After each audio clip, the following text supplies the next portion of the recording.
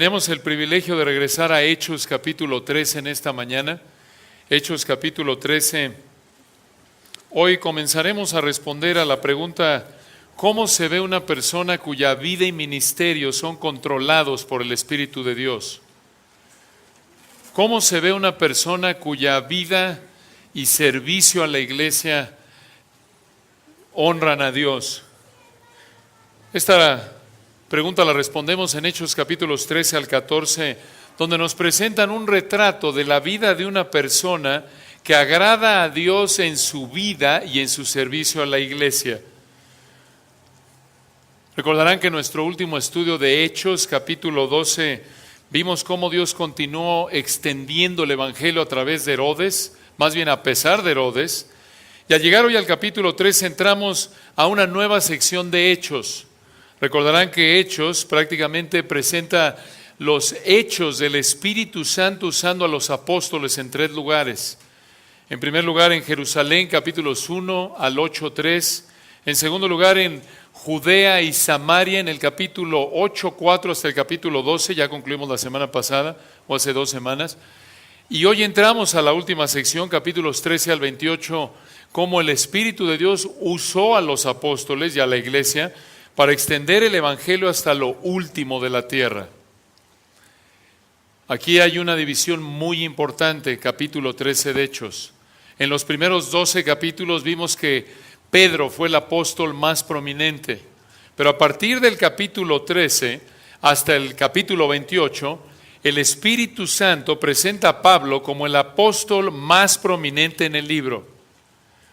Y al llegar aquí a los capítulos 13 y 14, debemos entender que estos dos capítulos presentan el primer viaje misionero del apóstol Pablo.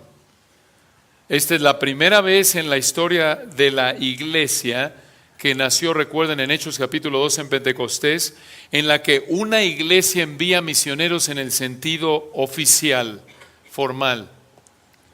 Este primer viaje de misionero de Pablo, lo que vemos aquí en Hechos capítulos 13 y 14, tarda unos 2 años, abarca del año 47 al 49. Recuerden, nuestro Señor murió y resucitó allí en el 30, y aquí estamos unos 17, 20 años después, más bien prácticamente, unos 20 años después, viendo el primer viaje misionero que realiza el apóstol Pablo. Y para facilitar nuestro estudio de estos 2 capítulos, lo hemos dividido en 12 partes, como lo pueden ver ahí en su boletín. Vamos a estudiar 12 verdades para tu servicio a la iglesia que aprendemos del primer viaje misionero de Pablo en Hechos capítulos 13 y 14. 12 verdades que te ayudan a identificar cómo el Espíritu Santo envía y usa misioneros. Dicho de otra manera, 12 verdades que presentan el molde al que debes conformar tu vida y tu servicio a la iglesia. Verdades sumamente prácticas, como veremos comenzando hoy, ahí en el capítulo 13, acompáñenme, versículo 1, la primera de estas 12 verdades es la siguiente: sé humilde al trabajar con otros. Sé humilde al trabajar con otros. Hechos 13, versículo 1. Había entonces en la iglesia que estaba en Antioquía, observen ustedes, profetas y maestros: Bernabé, Simón el que se llamaba Níger, Lucio de Cirene, Manaén el que se había criado junto con Herodes el tetrarca, y Saulo. Versículo 2, a manera de introducción, véanlo. Ministrando estos al Señor y ayunando, dijo el Espíritu Santo: apartadme a Bernabé y a Saulo para la obra que los he llamado. Entonces, versículo 3, habiendo ayunado y orado, les impusieron las manos y los despidieron, y aquí inicia el primer viaje misionero de Pablo. Concentrémonos en el versículo 1. Había entonces en la iglesia que estaba en Antioquía. Recuerdan, en el capítulo 11 vimos que Antioquía era una ciudad clave en donde estaba esta iglesia. Ahora, ¿por qué enviar misiones desde Antioquía? Porque era una ciudad clave para el mundo de ese entonces. Expliquemos esto como lo señala un comentarista llamado Paul Hill. En el comentario, nuevo comentario americano que tengo en Logos, para animar ahí a Guillermo y a Tony. Muy interesante esto para entender qué era Antioquía. Antioquía estaba, recordarán, arriba de Sidón. Si tienen su mapa atrás en su Biblia, esto es al norte, unos 320 kilómetros de Sidón. Poco menos como ir de aquí a Acapulco.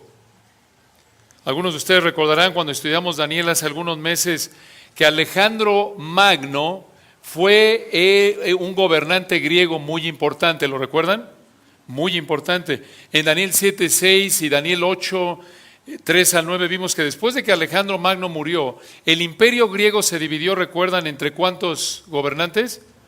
Los que estuvieron en Daniel, 4 generales, que no eran sus descendientes. Uno de sus generales se llamaba Seleuco Nicator. Él estaba a cargo de Siria y Mesopotamia en el norte. Tenemos 4 hermanas embarazadas, allá hay un nombre, Seleuco Nicator. Si todavía no tiene nombre para su bebito, Seleuquito, chiquito, ahí está. Ahora, Seleuco Nicator fue quien fundó Antioquía, esta ciudad de Hechos 13:1, allí en el año 300 antes de Cristo, como la capital de su imperio. Y desde que la fundó, Antioquía fue una ciudad que impulsó la cultura griega muchísimo, muy importante. Ahora, el papá de Seleuco se llamaba Antíoco y por ello Seleuco llamó a esta ciudad Antioquía en honor ¿a quién? A su papá, Antíoco, Antioquía. Y fue una ciudad excepcional por varias razones. Por ejemplo, por estar ubicada en un puerto gozaba de muchos beneficios. Fue una ciudad planeada de tal manera que las calles seguían un patrón de red y las calles estaban orientadas de tal manera que se aseguraron de que recibiera la mayor cantidad de brisa fresca por la tarde. Tan parecida a nuestra ciudad, ¿verdad? Tan bien planeada. Contraste a nuestra ciudad. Ahora, Antioquía era una ciudad reconocida por su belleza, hermosísima, y parte de eso era por su ubicación. Se encontraba en una planicie fértil muy grande, ahí en el río Orontes. Y de hecho, podías navegar desde Antioquía por el río Orontes unos 24 kilómetros y llegabas al mar Mediterráneo. A partir del 64 a.C., Antioquía pasó a ser parte de dominio romano. Y en el 37 a.C., Herodes el Grande, el Herodes de Mateo 2, ¿recuerdan que quiso matar al Señor? Comenzó a gobernar sobre la región que incluía Antioquía. Y recordarán que a Herodes le encantaban los proyectos arquitectónicos lujosos. Y lo que hizo Herodes en Antioquía es que decoró la calle principal que atravesaba la ciudad y llegaba al puerto, la pavimentó con mármol y le colocó columnas a ambos lados de la calle. Espectacular. Por su ubicación geográfica fue obviamente una ciudad que se convirtió en un centro de negocios muy, muy importante y fue una ciudad muy cosmopolita. En el área espiritual, como se imaginarán, Antioquía era un desastre. A 8 kilómetros de la ciudad había un centro de adoración muy importante, a la diosa griega Dafne y su consorte Apolo. Y obviamente parte de la adoración era que esta religión falsa tenía prostitutas sagradas y ya se imaginarán, para tener comunión con los dioses, ¿con quién te metías? Con las prostitutas.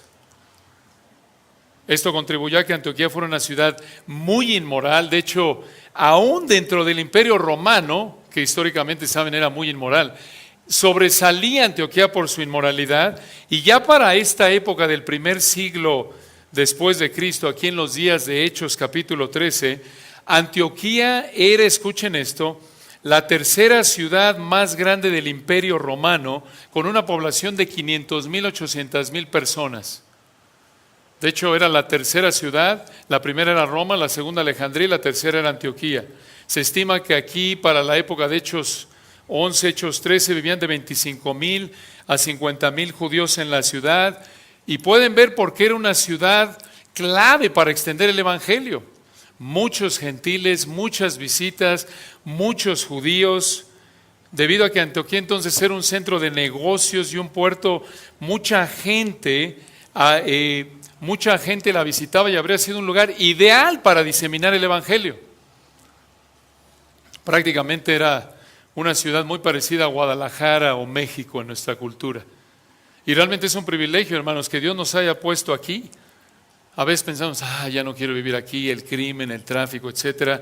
Claro, hay muchas desventajas, pero realmente estar en esta iglesia y otras iglesias que predican la palabra aquí en la Ciudad de México, tiene privilegios muy grandes por el potencial de alcance que tenemos aquí.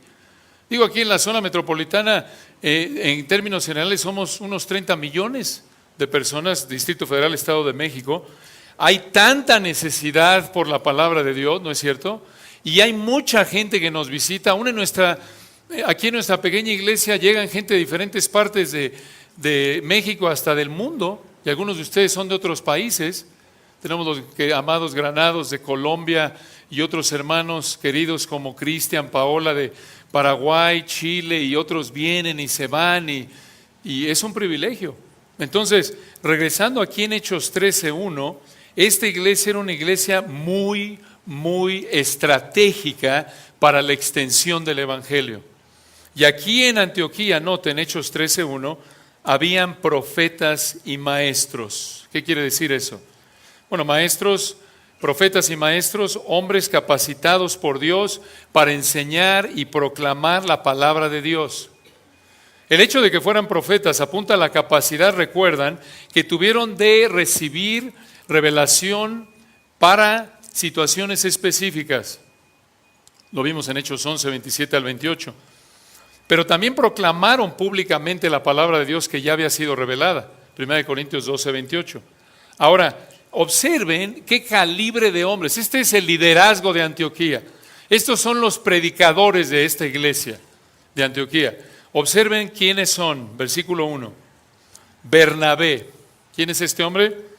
Recuerden, ya lo conocemos, hombre fiel, trabajando junto con Pablo desde Hechos 11, 26. Él venía de la isla de Chipre, ¿recuerdan? Hechos 4, 36. Extracto judío, sí, pero también influencia griega. Era un hombre consolador, conciliador, ¿lo recuerdan? De hecho, lo llamaban el hijo de ¿qué? Consolación, lo vimos en Hechos 4. Noten, otro hombre, parte del liderazgo, Hechos 13, versículo 1. No solo él, sino también tenemos a Simón, el que se llamaba Níger. La palabra Níger realmente es una transliteración, esto es, nos presenta la palabra griega Níger con palabras en español, letras en español. Níger es la palabra griega, está relacionada con la palabra en latín níger, que significa negro. Esto podría indicar que Simón era una persona de piel oscura, no estamos seguros. Algunos comentaristas han dicho que este es el Simón de Cirene, el que llevó la cruz del Señor en Marcos 15, 21, pero realmente no hay evidencia bíblica de esto. Entonces, versículo 1, tenemos a Bernabé, a Simón, el que se llamaba Níger, o Níger. Noten un tercer profeta y maestro, Lucio de Cirene. ¿Dónde estaba Cirene? Se encontraba en la parte norte de África. Algunos comentaristas dicen que este fue el Lucio de Romanos 16, 21, Lucas, el autor de Hechos, pero de nuevo no tenemos evidencia bíblica clara de esto. Versículo 1 menciona, noten ustedes, a dos más. Recuerden, estos son predicadores, líderes de la iglesia en Antioquía. Tenemos entonces a Bernabé, Simón, el que se llamaba Níger, Lucio de Cirene, y noten, muy interesante el que sigue, Manaén, el que se había criado junto con Herodes, ¿quién? El tetrarca. Noten, la frase que dice ahí, se había criado junto con, también se puede referir a alguien muy cercano. En otras palabras, Manaén fue muy cercano a Herodes el tetrarca. ¿Quién fue este hombre? El Herodes de los evangelios. Este fue Herodes Antipas. Fue el rey que decapitó a Juan el Bautista, ¿recuerdan en Mateo 14, 10? Este fue el Herodes que se burló del Señor junto con Pilato en Lucas 23, 11. Esto indica, escuchen esto, que Manaén por un lado venía del mismo extracto de este perverso Herodes, era de la misma calaña, coloquialmente hablando. Es lo más probable. Y no solo eso, indica que Manaén fue creado en la esfera social más alta de la época, junto con Herodes. Entonces, noten, hermanos, aquí hay una gran implicación. Herodes y Manaén, mucha atención, fueron creados en el mismo ambiente. Podríamos decir que eran uña y carne. Pero observen que aquí vemos cómo Herodes, lo vemos en Mateo 2, Mateo 14, llegó a ser un rey corrupto y Manaén un líder de la iglesia en Antioquía. ¿Cómo explicas eso? Si los dos crecieron igual, se criaron juntos, nos dice Hechos 13:1. ¿Por qué fueron tan diferentes? Herodes es un corrupto que mata a Juan el Bautista y se burla del Señor, y su compañero, su amigo con el que creció, Manaén, llega a ser un hombre de Dios que sirve hombro a hombro con hombres del calibre de Pablo. ¿Cuál fue la diferencia? ¿Por qué la diferencia? Cuando los dos vienen del mismo medio ambiente. ¿Cuál es la explicación? Por la gracia de Dios. Por la gracia de Dios. Y hermanos, aquí hay un gran principio que se reitera a lo largo de las Escrituras. El hecho de que haya sido creado en un ambiente de maldad no asegura que vas a ser un perverso de por vida. No, aquí está. Cada uno es responsable por su pecado. Ezequiel 18:4, el alma que pecare, ¿qué? Esa morirá. Esto es alentador.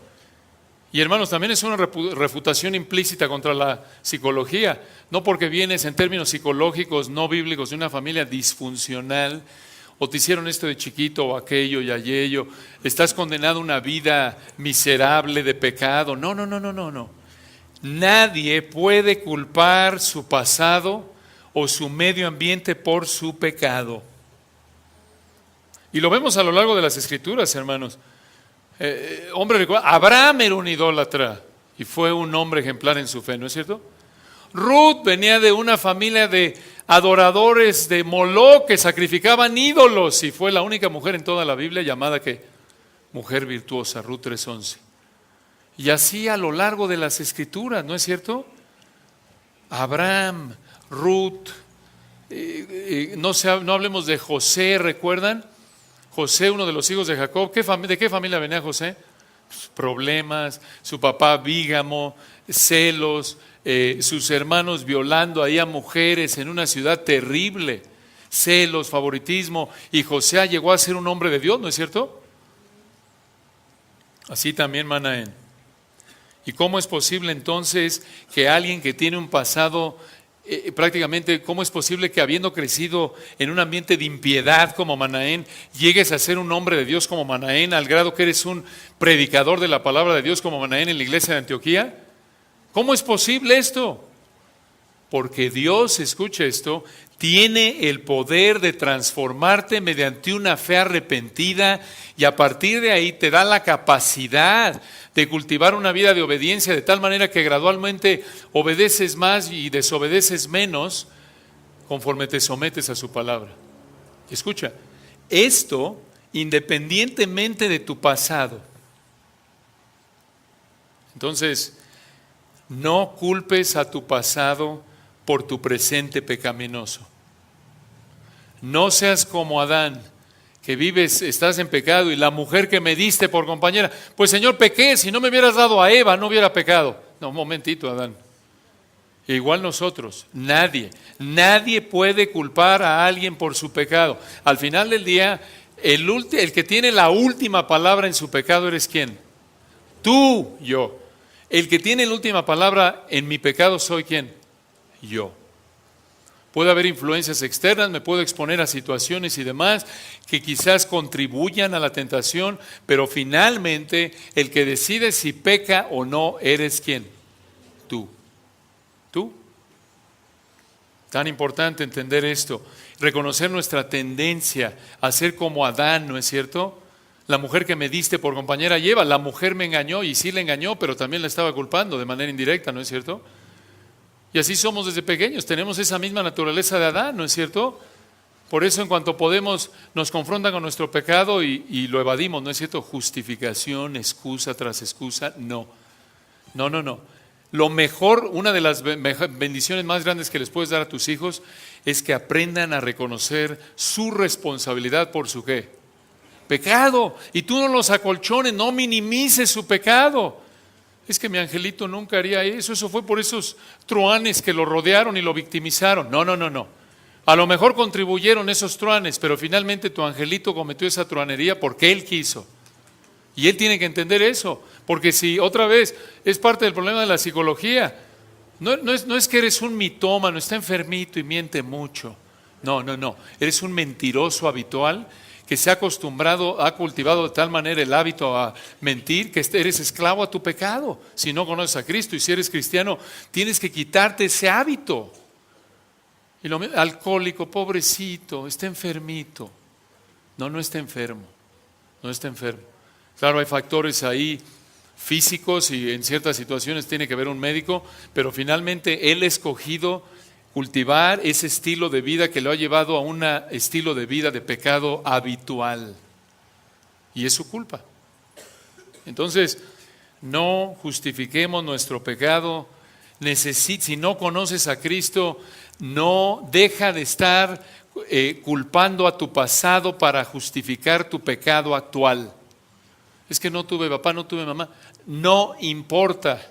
Puede haber, obvio, quizás luchas más grandes en tu vida por ciertas carencias y situaciones en tu pasado, pero la solución es que dejes tu pecado, te sometas a Cristo y habiendo nacido de nuevo, te disciplines por estar estudiando la palabra de Dios, sometiéndote a ella para que quites, reemplaces esos hábitos de pecado con hábitos de obediencia que cultivas. Hermanos, la vida cristiana es como hacer ejercicio, lo decíamos en el retiro. Así es. Cuando te quieres poner en forma y no estás en forma, obvio te cuesta más trabajo al empezar, ¿no? Pero con tiempo lo haces. Y a veces no tienes tantas ganas de hacer ejercicio como ayer, pero lo haces porque es bueno para ti si es que te gusta hacer ejercicio, ¿no? Y te esfuerzas y ahí estás. Y lo sigues haciendo y te disciplinas, y así es la vida cristiana. Eso le dijo Pablo a Timoteo, ¿recuerdan? 1 Timoteo 4:7. Disciplínate, ¿para qué? Para la piedad. ¿Quieres ser una mujer piadosa, un hombre piadoso? ¿Un hombre obediente a Dios? Tienes que disciplinarte. No es que te tienen que echar fuera el demonio del robo, de la flojera. No, es cuestión de disciplinarte. Así como haces ejercicio, así como cuidas lo que comes, así también cuidas tu tiempo y dices, voy a estar estudiando la palabra, voy a meditar en esto, voy a estar cultivando mi relación con Dios mediante la oración. Es cuestión de disciplina. Entonces, regresando aquí a Hechos 13, versículo 1, vemos este hombre, Manaén, el que se había creado con Saulo. Perdón, el que se había creado junto con Herodes el tetrarca. Y noten un último, ahí en el versículo 1, ¿y quién? Y Saulo. Saulo. Recuerden, Saulo es su nombre hebreo, su nombre griego es Pablo.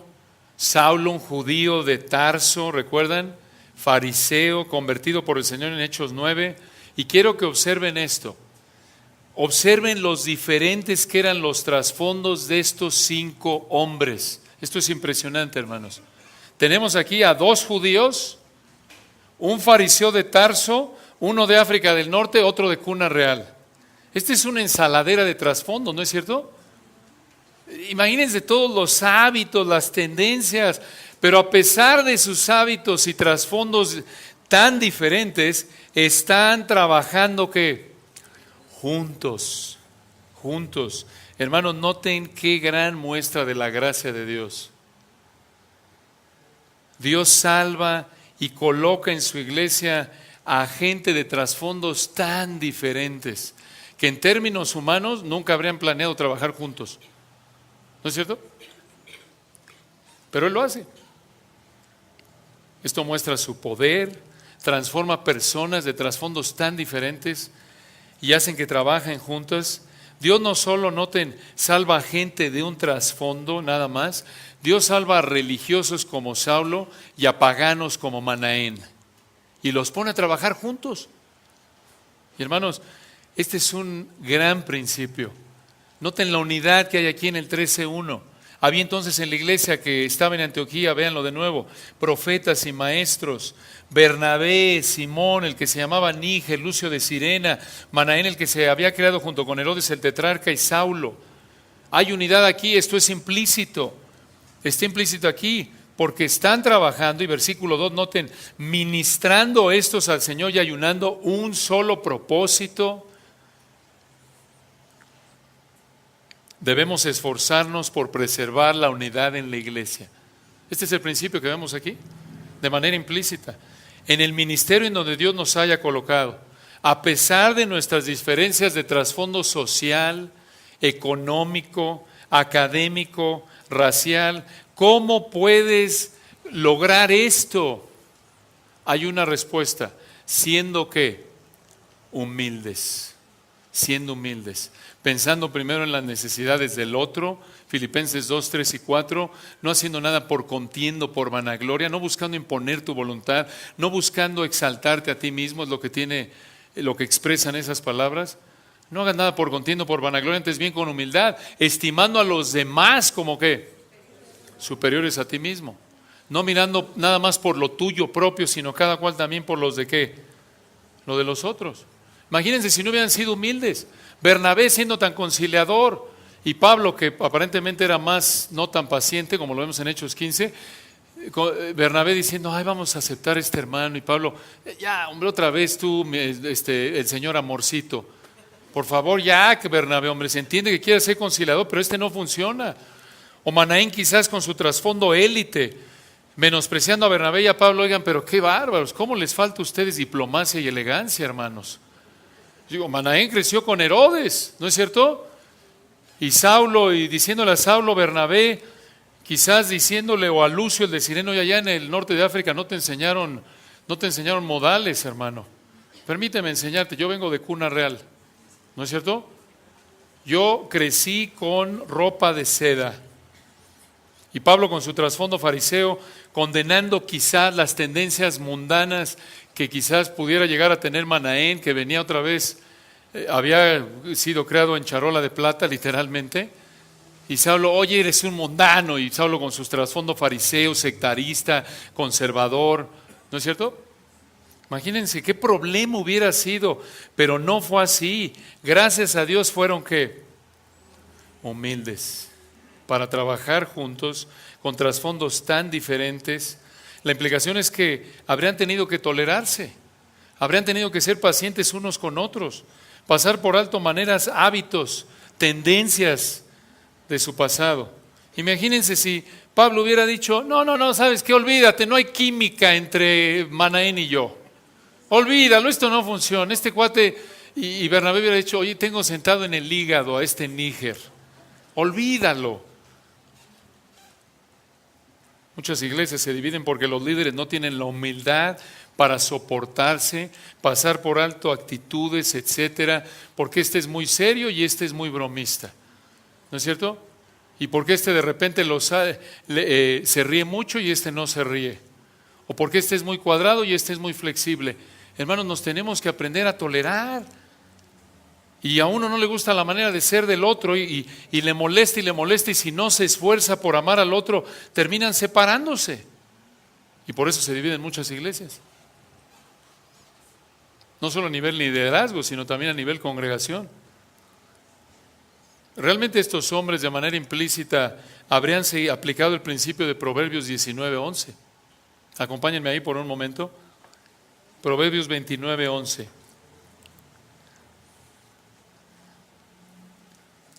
Un gran versículo. Tratamos de usarlo con nuestros hijos, se lo memorizan y cuando explotan les citamos este. Y cuando los papás también explotan nos citamos este. Proverbios 19:11. Observen qué gran texto. Este es un excelente texto para contrarrestar, digamos que esta es la teología antijarrito de Guadalajara. Obsérvenlo. Tienes problemas con la sensibilidad, como muchos de nosotros tenemos, te ofendes de todo, porque te vio feo tu esposo, te sonrió, no te sonrió, te saludó, no te saludó, lo sientes frío, caliente, cálido, ¿por qué? ¿Qué le pasa? Hombre, mujer, hermanos, aquí está, Proverbios 19:11. La cordura del hombre detiene su furor. Una pausa ahí. Esto es para nuestras tendencias de enojo, explosivos, que me dicen algo que no me gusta o no hago lo que quiero, y nuestra tendencia pecaminosa de muchos es me enojo, ¿no es cierto? exploto. Ahí está, memorízatelo. La cordura del hombre detiene su furor. Aprende a controlarte. Si eres hijo de Dios, recuerda estos versículos que te recuerdan cómo enfrentar el enojo. Contrólate. Y añade, vean esto, me encanta. Y su honra es pasar por alto la ofensa. En otras palabras, no te ofendes de todo.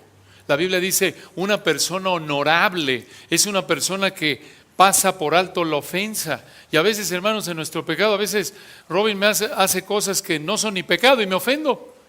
Y recuerdo este versículo y digo, a ver, honra del hombre es pasar por alto la ofensa. Pues ni siquiera debe ofenderme esto porque no es pecado. A lo mejor estoy enojado, me ofendió porque en lugar de haber comido un yogur de fresa me dio uno natural y me enojo. Y digo, a ver, ¿por qué estoy enojado? Honra del hombre es pasar por alto la ofensa. Lo tengo que pasar por alto y número 2, ni siquiera es un pecado. Y si fuera pecado y me estuviera ofendiendo, todavía lo honorable, lo que agrada a Dios, a los ojos de Dios una persona honorable es la que pasa por alto la ofensa. Y esta es la manera de tener una relación de armonía en el liderazgo de la iglesia, con el equipo ministerial que sirves, aunque no seas líder en la iglesia, en el ministerio en el que estés, inclusive en tu familia o equipo de trabajo. Pasa por alto actitudes, acciones, maneras de ser para no ofenderte. Esto te va a guardar de pecar de amargura, de enojo, de llegar al punto de decir, ya me cansé, no puedo trabajar con esta persona, y así se divorcian muchos, y así se dividen muchas iglesias, y así muchos, por una tontería, renuncian al trabajo, porque no supieron pasar por alto, ¿qué? La ofensa. Obviamente no estamos diciendo, pasa por alto todo, te roban y demás. No, obvio, se entiende que hay pecados que tienen que ser confrontados, pero todos pecamos a diario con todos. Y si no nos pasamos por alto las cosas, no podemos llevarlo, ¿no es cierto? Qué lección para nosotros. Regresa en Hechos 13:1.